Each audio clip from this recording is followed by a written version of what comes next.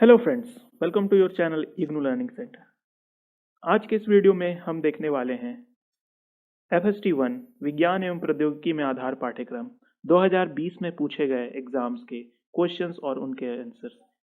ये question answer series की part second video में है, जिसमें हम 51 से लेकर के 100 तक के क्वेश्चन देखने वाले हैं। इससे पहले पार्ट 1 वीडियो मैंने बना रखी है, जिसमें 1 से लेकर 50 तक के क्वेश्चन को डिस्कस किए गए हैं। उस वीडियो की लिंक डिस्क्रिप्शन में और ऊपर आई बटन में दी हुई है। अगर आपने नहीं देखा है तो आप उसे देख सकते हैं। तो चलिए बिना देर किए शुरू करते हैं इस पार्ट सेकंड वीडियो को।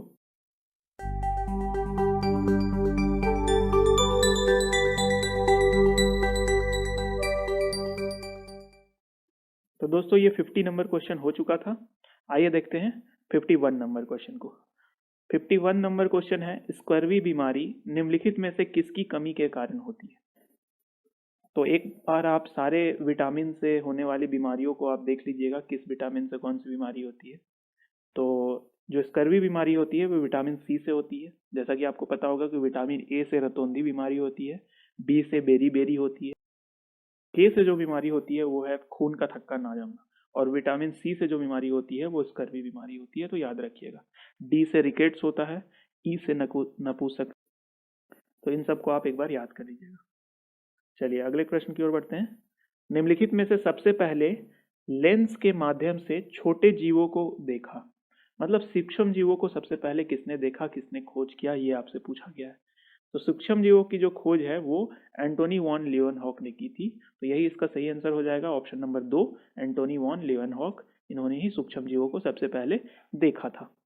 चलिए अगला प्रश्न है, निम्नलिखित में से कौन सी बीमारी जल वहित रोगों से संबंधित नहीं है। तो जल के कारण कौन सी बीमारी नहीं होती है ये आपको बताना है। तो टाइफाइड, आंत्रशोथ और मलेरिया, ये तीनों बीमारी कहीं ना कहीं जल से कनेक्टेड है, गंदे पानी से होती है। और तीसरा जो ऑप्शन है पीलिया, ये जल की वजह से नहीं होती है। तो यही इसका सही ऑप्शन हो जाएगा, सही आंसर हो जाएगा पीलिया। ये जल से होने वाली बीमारी नहीं है। 54 नंबर क्वेश्चन है, शोर की तीव्रता किसमें मापी जाती है। तो शोर की कह लीजिए, ध्वनि की कह लीजिए, बातचीत की कह लीजिए, तो इन सब की जो तीव्रता है वो हमेशा डेसीबेल में मापी जाती है, ऑप्शन नंबर 3। तो ये सब मैंने करा भी रखा है दोस्तों, आप वीडियोस देख सकते हैं। चैप्टर वाइज प्लेलिस्ट अपडेट की गई है हमारे चैनल पे, तो आप सारे चैप्टर्स की वीडियो देख सकते हैं, लिंक डिस्क्रिप्शन में मैंने दे रखी है। नेक्स्ट क्वेश्चन है, निम्नलिखित में से कौन सा कथन सही है। तो पहला ऑप्शन है, जीवों पर विकिरण की अधिक मात्रा पड़ने पर बहुत से रोग उत्पन्न होते हैं। तो जीवों पर विकिरण की अधिक मात्रा पड़ने पर बहुत से रोग उत्पन्न होते हैं। अगला ऑप्शन है, रेडियोधर्मी अपशिष्टों के लिए विशेष उपचार की आवश्यकता नहीं होती। तो ये तो गलत है, रेडियोधर्मी अपशिष्टों के लिए उपचार की आवश्यकता एकदम जरूरी है। रेडियोधर्मी अपशिष्ट जैव निम्नीकरण है, तो ये भी गलत है, ये जैव निम्नीकरण नहीं है, इसके बहुत ही खतरनाक प्रभाव पड़ते हैं। रेडियोधर्मिता का उपयोग पत्थरों के काल निर्धारण के लिए नहीं होता है। ये होता है दोस्तों, यूरेनियम डेटिंग का यूज किया जाता है, जो पत्थर जो निर्जीव वस्तु होते हैं उनके काल निर्धारण में।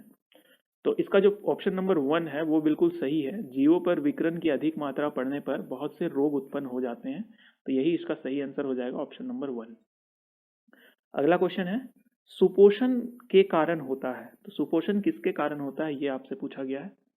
तो जैसा कि आपको पता होगा, ये मैंने कराया भी है अपनी वीडियो में, कि एल्गी ब्लूम जो होता है उसकी वजह से सुपोषण हो जाता है तालाबों में, जिससे कि वहाँ की मछलियाँ जो है वो मर जाती है, ऑक्सीजन की कमी हो जाती है।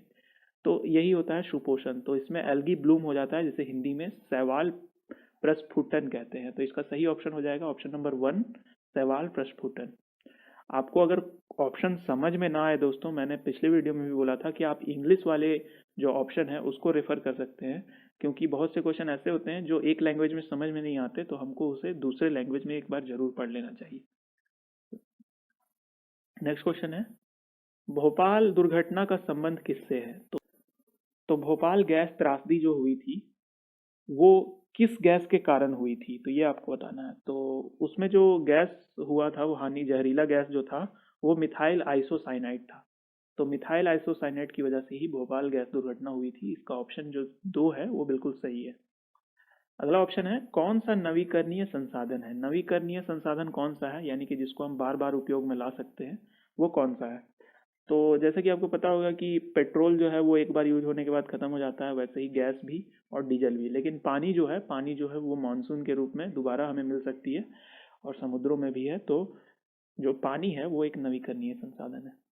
अगला प्रश्न है नाभिकीय रिएक्टर उत्पादन करता है। तो नाभिकीय रिएक्टर में क्या उत्पादित होता है, तो आप सभी को पता होगा कि परमाणु ऊर्जा का जो उत्पादन होता है वो नाभिकीय रिएक्टर में होता है। तो ऑप्शन नंबर 2 इसका बिल्कुल सही है। अगला ऑप्शन है फ्लाई ऐश का इस्तेमाल किस रूप में होता है। तो फ्लाई ऐश जो होता है उसका यूज जो किया जाता है वो सीमेंटिंग पदार्थ के रूप में किया जाता है, सीमेंट बनाने के लिए किया जाता है। तो याद रखिएगा ऑप्शन नंबर 2 इसका सही आंसर हो जाएगा। अगला ऑप्शन है निम्नलिखित में से कौन सा मजबूत दांत के लिए अनिवार्य है। तो दांतों की मजबूती के लिए हमेशा कैल्शियम जो है वो उपयोग में लाया जाता है। तो इसका बिल्कुल सही आंसर हो जाएगा calcium, option number 2। Next question है 62 नंबर, निम्नलिखित में से कौन सा असंक्रामक रोग है। कौन सा रोग है जो फैलता नहीं है, ये आपको बताना है। तो जो मधुमेह है यानी कि डायबिटीज, वो फैलने वाली बीमारी नहीं है। तो इसका सही ऑप्शन हो जाएगा ऑप्शन नंबर 1 मधुमेह। बाकी जो है हैजा, एड्स, मलेरिया, ये सारे फैलने वाली बीमारी हैं, संक्रामक रोग है। अगला 63 नंबर क्वेश्चन है कौन सी सभ्यता नील नदी घाटी के आसपास अस्तित्व में आई। तो वो जो सभ्यता जो है नील नदी के घाटी के आसपास जो पनपी थी वो मिस्र की सभ्यता थी। ऑप्शन नंबर 4 इसका बिल्कुल सही हो जाएगा। मिस्र की सभ्यता जो थी वो नील नदी के आसपास पनपी थी। चलिए अगला क्वेश्चन है जीवाश्म ईंधन का निर्माण डैश चक्र का हिस्सा है। तो जीवाश्म ईंधन का जो निर्माण है वो कौन सा चक्र इसमें शामिल होता है, तो वो है कार्बन चक्र। जीवाश्म ईंधन में कार्बन पाया जाता है, तो उससे भी आप पता लगा सकते हैं कि कार्बन चक्र का ही हिस्सा होगा। अगला क्वेश्चन है 65 नंबर, इस संयुक्त राष्ट्र संघ द्वारा नए अंतर्राष्ट्रीय आर्थिक आदेश NIEO की घोषणा किस वर्ष में की गई थी। तो NIEO की जो घोषणा की गई थी दोस्तों, वो की गई थी 1974 में। ऑप्शन नंबर 3 इसका बिल्कुल करेक्ट आंसर है। 1974 में जो है NIEO की घोषणा की गई थी। चलिए अगले क्वेश्चन की ओर बढ़ते हैं।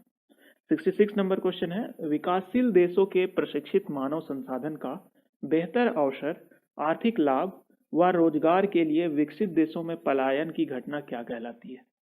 तो ये जो है ये घटना कहलाती है प्रतिभा पलायन, जिसमें कि जो प्रशिक्षित लोग होते हैं जैसे कि हमारे वैज्ञानिक वगैरह होते हैं, वो जॉब के लिए और पैसों के लिए दूसरे देश चले जाते हैं और वहाँ पे काम करने लगते हैं। तो इसे ही प्रतिभा पलायन कहते हैं, ब्रेन ड्रेन कहते हैं जिसे इंग्लिश में।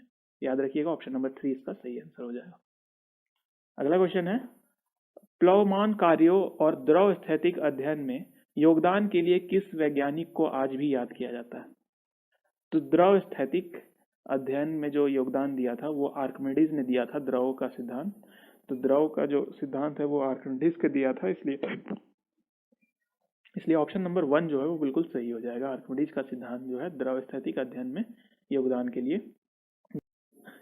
68 नंबर क्वेश्चन है अर्थशास्त्र पुस्तक में राज्य और उसकी नीति का प्रतिपादन करने वाले कौटिल्य किस राजा के मंत्री थे। तो आपको पता है कि कौटिल्य जो चाणक्य है वो किस राजा के मंत्री थे, तो वो चंद्रगुप्त मौर्य के थे। तो ऑप्शन नंबर 3 इसका बिल्कुल सही हो जाएगा, चंद्रगुप्त मौर्य। उन्होंने अर्थशास्त्र नामक पुस्तक लिखी थी, ये भी आप याद रखिएगा, ये भी क्वेश्चन पूछा जा सकता है।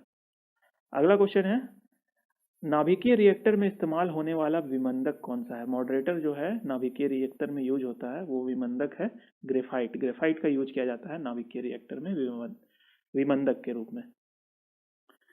नेक्स्ट क्वेश्चन है मानव क्षमता इंजीनियरिंग किसका अध्ययन है। तो मानव क्षमता इंजीनियरिंग जो है वो कार्यस्थल पर व्यक्ति की दक्षता बताता है कि किसी कार्यस्थल पर कोई व्यक्ति कितना अधिक सक्षम है, वो मानव क्षमता इंजीनियरिंग के अंतर्गत उसका अध्ययन किया जाता है। तो इसका ऑप्शन नंबर 3 बिल्कुल सही हो जाएगा। 71 नंबर क्वेश्चन है 18वीं शताब्दी के आरंभ में राजा जय सिंह ने किन स्थानों पर प्रेक्षणशालाओं की स्थापना की थी। तो 18वीं शताब्दी के राजा जय सिंह ने जो प्रेक्षणशालाओं की स्थापना की थी वो तीन राज्यों में की थी। वो थी दिल्ली, जयपुर और उज्जैन में।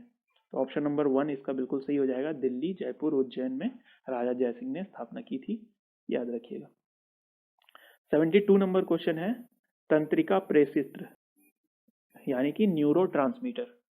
तो न्यूरोट्रांसमीटर क्या है आपको बताना है कि मस्तिष्क की प्रक्रियात्मक इकाई है, न्यूरॉन में पाया जाने वाला रसायन है, एक रसायन है जो संदेश को एक न्यूरॉन से दूसरे न्यूरॉन तक ले जाता है और कार्बनिक यौगों के उपापचय के लिए उत्तरदायी है। तो इन सब में जो सही ऑप्शन है वो ऑप्शन नंबर 3 है दोस्तों, जो ये एक रसायन है जो संदेश को एक न्यूरॉन से दूसरे न्यूरॉन तक ले जाता है, न्यूरोट्रांसमीटर। 73 नंबर क्वेश्चन है, निम्नलिखित में से कौन सा भारतीय प्राकृतिक संसाधनों के लिए सर्वेक्षण के लिए छोड़ा गया प्रथम उपग्रह है?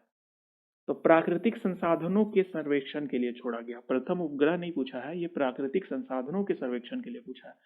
तो इसमें हो जाएगा सही ऑप्शन जो हो जाएगा IRS, Indian remote sensing satellite जो है वो प्राकृतिक संसाधनों के संरक्षण के लिए छोड़ा गया भारतीय उपग्रह है। तो IRS इसका सही आंसर हो जाएगा। चलिए नेक्स्ट क्वेश्चन की ओर बढ़ते हैं। पूर्व की किस तकनीकी शुरुआत का पश्चिम में अत्यधिक प्रभाव पड़ा? तो पूर्व की किस तकनीकी शुरुआत का पश्चिम में अत्यधिक प्रभाव पड़ा? तो वो जो है पूर्व में जिस चीज का आविष्कार हुआ था वो कागज और मुद्रण का था, जो कि चाइना में आविष्कार हुआ था और इसका पश्चिम में बहुत ज्यादा यूज हुआ। तो इसका सही ऑप्शन हो जाएगा ऑप्शन नंबर 1, कागज और मुद्रण, प्रिंटिंग का। 75 नंबर क्वेश्चन है, क्रांतिकारी आंदोलन पुनर्जागरण कब शुरू हुआ था? तो पुनर्जागरण की जो शुरुआत है वो दोस्तों 1440 से 1550 ईस्वी के बीच मानी जाती है। तो इसका सही ऑप्शन हो जाएगा option number D, option number 4, 1440 से 1540 ईस्वी। नेक्स्ट 76 नंबर क्वेश्चन है, निम्नलिखित में से किसका प्रयोग दिशा का पता लगाने के लिए किया जाता है? तो बहुत इजी क्वेश्चन है कि दिशा का पता लगाने के लिए दिक्सूचक यानी कि कंपास का यूज किया जाता है। Option number 3 correct answer. Next question, वृत्ताकार डीएनए अणु कहलाता है। तो वृत्ताकार जो डीएनए होता है यानी कि सर्कुलर डीएनए जो होता है वो प्लास्मिड कहलाता है दोस्तों, याद रखिएगा। नेक्स्ट क्वेश्चन है, निम्नलिखित में से कौन सा कथन सही है? सही कथन चुनना है आपको। आर्थिक रूप से वंचित व्यक्तियों का बौद्धिक स्तर कम होता है। ये तो बिल्कुल गलत है कि जो व्यक्ति गरीब होगा उसका जरूरी नहीं है कि IQ भी कम हो। नेक्स्ट ऑप्शन है, अमेरिका में प्रयुक्त होने वाले बौद्धिक स्तर परीक्षण भारत में प्रयोग के लिए सर्वोत्तम है। तो ये भी गलत है, अमेरिका में होने वाला जो IQ है वो भारत के लिए सही है या नहीं ये कहा नहीं जा सकता। अगला है, बौद्धिक स्तर को नापने का अभिप्राय है व्यक्ति की मानसिक आयु को नापना।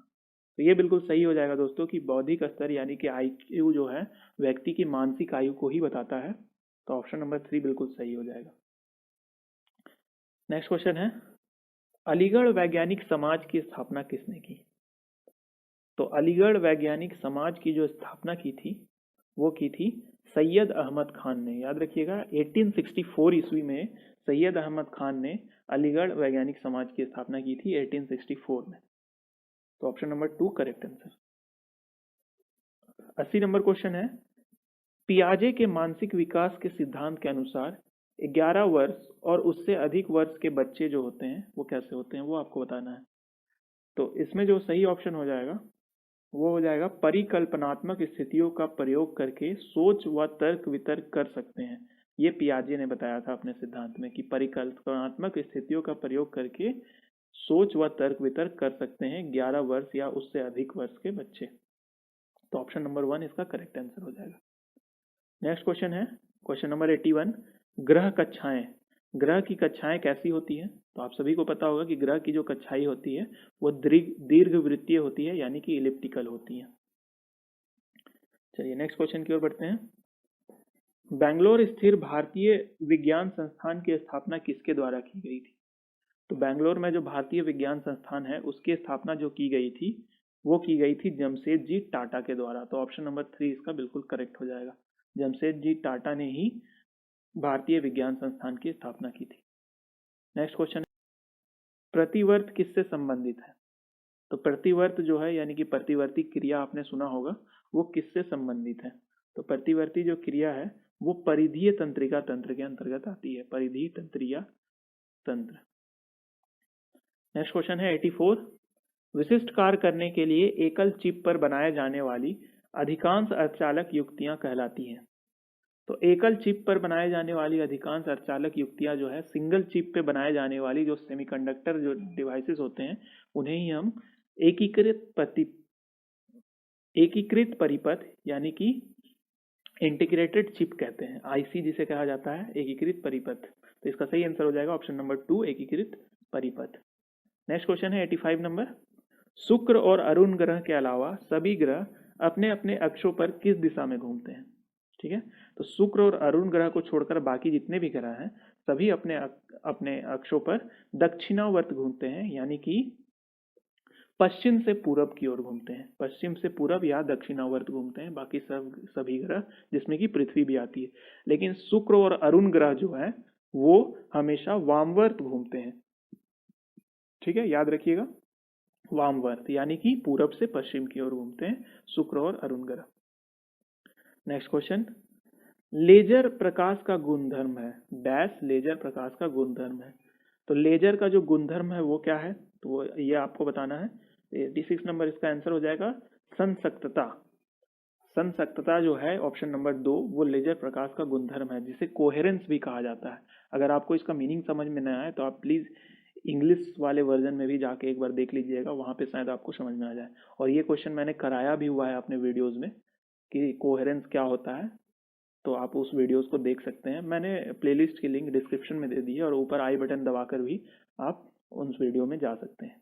और आपको अगर पीडीएफ परचेज करना है तो उसकी भी लिंक मैंने डिस्क्रिप्शन में दे रखी है।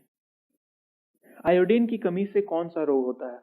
तो आयोडीन की कमी से होने वाला रोग जो है वो गलगंड है, जिसे घेंघा भी कहा जाता है आयोडीन की कमी से। और जैसा कि मैंने बताया था रिकेट्स जो है विटामिन डी की कमी से होता है, एनीमिया जो है वो आयरन की कमी से होता है, और रतौंधी जो है वो विटामिन ए की कमी से होता है। तो ये भी आप याद रखिएगा। अश्रुओं और लार में पाया जाने वाला एंजाइम जो कीटाणुओं को नष्ट करता है वो क्या कहलाता है? तो आंसू और लार में पाया जाने वाला जो एंजाइम है वो कहलाता है लाइपेज। लाइपेज जो एंजाइम है ऑप्शन नंबर 3 ये आंसू और लार में पाया जाता है जो कि कीटाणुओं को नष्ट करता है। अगला क्वेश्चन 89 नंबर है। दुमटी गठक सूक्ष्म संगठन और भिन्न भिन्न स्थानों में पर मोटाई में परिवर्तनशीलता और अत्यधिक उपजाऊपन निम्नलिखित में से किस मिट्टी की विशेषताएं हैं? तो ये सब जो विशेषताएं दी गई हैं वो किस मिट्टी में होती हैं? तो जैसा कि आपको पता होगा कि सबसे उपजाऊ मिट्टी कौन सी होती है, वो होती है जलोढ़ मिट्टी। जलोढ़ मिट्टी को ही इंग्लिश में अलुवियल मिट्टी कहा जाता है। तो अलुवियल मिट्टी जो होती है वो सबसे ज्यादा उपजाऊ होती है, आप याद रखिएगा, यानी कि जलोढ़ मिट्टी। नेक्स्ट क्वेश्चन है 90 नंबर। वायुमंडल गैसों में नाइट्रोजन डैश प्रतिशत होती है, यानी कि नाइट्रोजन कितने प्रतिशत होती है वो आपको बताना है। तो वायुमंडलीय गैसों में जो नाइट्रोजन का प्रतिशत है वो 79% है। याद रखिएगा 79% नाइट्रोजन है, ऑक्सीजन जो है वो 21% है और अन्य गैस है। अगला है 91 नंबर डैश। डैश क्षेत्रों के अलावा वन विश्व भर में व्याप्त हैं। तो पहले भी हमने देखा था पार्ट 1 वीडियो में कि ध्रुवीय क्षेत्रों में वन नहीं पाए जाते हैं, तो ध्रुवीय क्षेत्रों को छोड़ करके वन जो है वो विश्व भर में व्याप्त है। तो इसका ऑप्शन हो जाएगा ऑप्शन नंबर 3 सही आंसर हो जाएगा, ध्रुवीय क्षेत्र। नेक्स्ट क्वेश्चन है, निम्नलिखित में से कौन सा ग्रीन हाउस प्रभाव का प्रभाव है? तो आपको बताना है कि ग्रीन हाउस प्रभाव जो है वो उससे क्या होता है। तो देख लेते हैं ऑप्शन में क्या क्या है। भूमि और जल के तापमान का कम होना। तो ग्लोबल वार्मिंग जो है ग्रीन हाउस प्रभाव, उसमें तापमान कम तो होता नहीं है, तापमान में वृद्धि होता है। तो भूमि और जल के तापमान में वृद्धि होना ये बिल्कुल सही हो जाएगा कि भूमि और जल के तापमान में जो है ग्रीन हाउस प्रभाव की वजह से वृद्धि होती है, जिससे कि ग्लेशियर पिघल रहे हैं ध्रुवों में। तो ऑप्शन नंबर 2 इसका बिल्कुल सही हो जाएगा। 93 नंबर क्वेश्चन है, निम्नलिखित में से कौन सा प्रकाश रासायनिक धूमकुहरे का घटक नहीं है? तो प्रकाश रासायनिक धूमकुहरे का जो घटक है वो कौन कौन से होते हैं वो देख लेते हैं। तो इसमें जो होते हैं नाइट्रोजन डाइऑक्साइड होते हैं, पैरोक्सो एसिटिल नाइट्रेट ये भी धूमकुहरे का जो है घटक है, और ओजोन भी इस पे काफी संख्या में पाया जाता है। लेकिन जो एल्युमिनियम क्लोराइड है दोस्तों ये प्रकाश रासायनिक धूमकुहरे में नहीं पाया जाता। ही ऑप्शन हो जाएगा ऑप्शन नंबर 4, ये नहीं पाया जाता। नेक्स्ट क्वेश्चन है 94 नंबर। खरीफ फसलों के उदाहरण है, तो कौन कौन सा है देख लेते हैं। चावल मक्का रागी बिल्कुल सही ये होता है, चावल मक्का रागी होता है। गेहूं, गेहूं नहीं है दोस्तों, गेहूं एक रबी फसल है। तीसरा नंबर है ज्वार बाजरा रागी, ये भी खरीफ फसल है तो ये भी सही हो जाएगा। नेक्स्ट है जौ जई और राई, ये जो है रबी फसल है। तो इसमें जो ऑप्शन है, ऑप्शन नंबर 1 और 3 दोनों सही है। तो 1 और 3 किसी में भी नहीं दिया हुआ है, तो ये ऑप्शन में कुछ मिस्टेक है, तो आप देख लीजिएगा। जो चावल मक्का रागी ज्वार बाजरा ये सब होते हैं खरीफ फसलों के उदाहरण है, और गेहूं जौ जई राई ये सब रबी फसल के उदाहरण है। ठीक है, याद रखिएगा। 95 नंबर, पौधे निम्नलिखित में से किसका प्रयोग करके अपना भोजन बनाते हैं? तो वायु ऊर्जा, भूतापीय ऊर्जा, सौर ऊर्जा, परमाणु ऊर्जा। तो दोस्तों आपको पता होगा कि सौर ऊर्जा की उपस्थिति में दिन में पौधे अपना खाना बनाते हैं, तो ऑप्शन नंबर 3 इसका बिल्कुल सही हो जाएगा कि सौर ऊर्जा का उपयोग करके पौधे अपना भोजन बनाते हैं। नेक्स्ट क्वेश्चन की ओर बढ़ते हैं। 96 नंबर, अलग अलग प्रेक्षणों और प्रयोगों से प्राप्त परिणामों के बीच संबंध कहलाता है। तो अलग अलग प्रेक्षणों और प्रयोगों से प्राप्त परिणाम जो होते हैं वो नियम कहलाते हैं, तो इसका ऑप्शन नंबर 2 बिल्कुल सही हो जाएगा, नियम। नेक्स्ट है, प्रौद्योगिकी नीति विवरण सरकार द्वारा डैश वर्ष में जारी किया गया था। तो सरकार द्वारा इसे जारी किया गया था प्रौद्योगिकी नीति को, वो 1983 में यानी 1983 ईस्वी में, ऑप्शन नंबर 4 इसका सही हो जाएगा। 1983 ईस्वी में इसे जो है सरकार द्वारा प्रस्तुत किया गया था प्रौद्योगिकी नीति को। ये मैंने कराया हुआ है अपने वीडियोस में भी ये सब, तो आप उसमें भी इसे देख सकते हैं और उनको अच्छे से रिवाइज कर लीजिएगा। काफ़ी क्वेश्चन जो है उन वीडियोस में आते हैं एग्जाम में, तो आप उन्हें जरूर एग्जाम से पहले कर लीजिएगा, आपके एग्जाम में काफ़ी हेल्पफुल होंगे। और उन वीडियोस के PDF चाहिए आपको 800 क्वेश्चन का कलेक्शन का, तो वो भी आप लिंक में जाके परचेज कर सकते हैं, आपको काफ़ी टाइम बचेगा उससे रिवाइज करने में। नेक्स्ट है 98 नंबर, चाय और सुपारी किस प्रकार के फसलों के उदाहरण है? तो चाय और सुपारी जो है वो है रोपन फसलों के उदाहरण। रोपन फसल जो होते हैं वो जो व्यावसायिक कार्य के लिए उपजाए जाते हैं उन्हें रोपन फसल कहा जाता है, जो कि व्यवसाय के लिए उपजाया जाता है। तो ऑप्शन नंबर 4 इसका सही हो जाएगा। नेक्स्ट है 99 नंबर, निम्नलिखित में से कौन सी भावी संचार तकनीक नहीं है? तो आपको बताना है कि इनमें से कौन सा भावी संचार तकनीक नहीं है, यानी कि भविष्य में उपयोग होने वाला संचार तकनीक नहीं है। तो इसका जो सही ऑप्शन हो जाएगा, देख लेते हैं कौन कौन सा है। Telephone, video conference, data fax, teletex. तो ये सब में से जो video conference, data fax, teletex ये सब जो है ये सब भावी संचार तकनीक हैं, लेकिन टेलीफोन जो है ये नॉर्मली यूज होता है अभी भी और काफ़ी समय से हो रहा है, इसलिए टेलीफोन जो है वो भावी संचार तकनीक नहीं है। चलिए अगले क्वेश्चन की ओर बढ़ते हैं। 100वां क्वेश्चन जो है यानी कि अंतिम क्वेश्चन, निम्नलिखित में से कौन सा भावी योजनाओं में शिक्षा और मीडिया का घटक नहीं है? तो ऑप्शन देखते हैं कौन सा नहीं है। चुनिंदा विद्यालयों व कॉलेजों में रेडियो स्टेशनों की स्थापना। दूसरा ऑप्शन है विभिन्न समूहों वर्गों की शैक्षिक जरूरतों के लिए टेलीविजन पर एक पृथक चैनल प्रदान करना। नेक्स्ट है सभी माध्यमिक विद्यार्थियों को मोबाइल फोन प्रदान करना। फोर्थ ऑप्शन है सभी प्राथमिक प्रारंभिक विद्यालयों में रेडियो रिसीवर और टेलीविजन सेट उपलब्ध कराना। तो इन सब में जो गलत ऑप्शन है दोस्तों वो ऑप्शन नंबर 3 है, क्योंकि जो माध्यमिक विद्यार्थी होते हैं उन्हें मोबाइल फ़ोन प्रदान करना ये सही नहीं है। ये छोटे बच्चों को जो माध्यमिक होते हैं उन्हें मोबाइल देना जरूरी नहीं है, बाकी सब जो हैं जरूरी हैं, जो कि भावी यानी कि भविष्य में यूज होने वाले हैं और अब होने भी लगे हैं धीरे धीरे। तो इसका सही आंसर हो जाएगा ऑप्शन नंबर 3, सभी माध्यमिक विद्यार्थियों को मोबाइल फोन प्रदान कराना, ये गलत है। तो दोस्तों ये थे FST1 2020 में पूछे गए एग्जाम्स के क्वेश्चन और उनके आंसर। अगर वीडियो पसंद आई हो तो वीडियो को जरूर एक लाइक करें और सभी दोस्तों के साथ शेयर करें, और चैनल पे पहली बार हैं तो चैनल को जरूर सब्सक्राइब कर लें, क्योंकि आपको इग्नू से रिलेटेड काफ़ी इंफॉर्मेटिव वीडियो यहाँ पे मिलती है। चलिए मिलते हैं अगले किसी वीडियो में, तब तक के लिए जय हिंद।